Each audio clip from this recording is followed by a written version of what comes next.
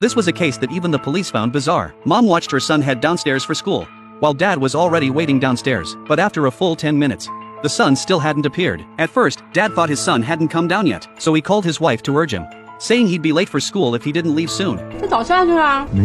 That's when the couple realized something was wrong, but the hallway was empty too. They still hadn't grasped the gravity of the situation.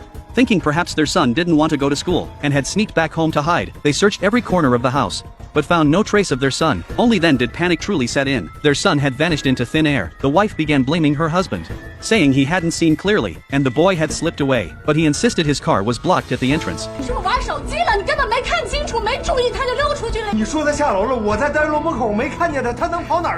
Suddenly, Morrow remembered the girl downstairs, who often tutored their son. They rushed down to ask her, but since it was school hours, no one was home. They then questioned all the neighbors, yet found no clues. Finally, Morrow called the police. The police arrived quickly, but during questioning, the wife again shifted blame onto her husband. She claimed he'd worked late into the night and hadn't rested well, so their son might have slipped out.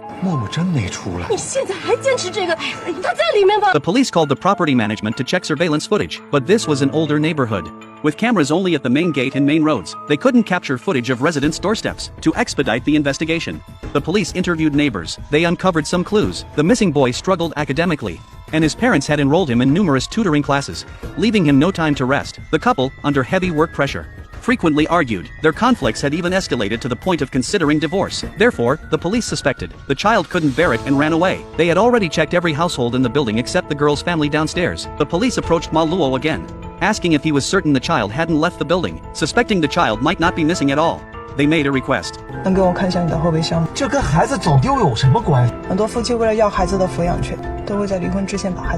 Morrow looked utterly stunned upon hearing this, then angrily got out of the car and opened the trunk.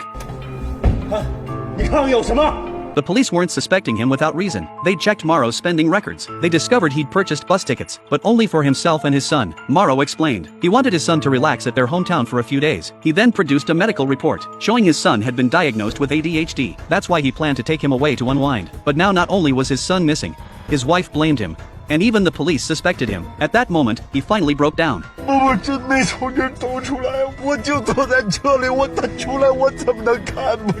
The officer temporarily believed him. Now only the girl's home downstairs remained unchecked. As luck would have it, the girl arrived just then. Her wife was already waiting at the door. Everyone turned to look at the girl, and the girl's expression grew tense. But strangely, after searching, Momo was still nowhere to be found. Yet not long after, the police noticed something unusual on the grass. They dug up an object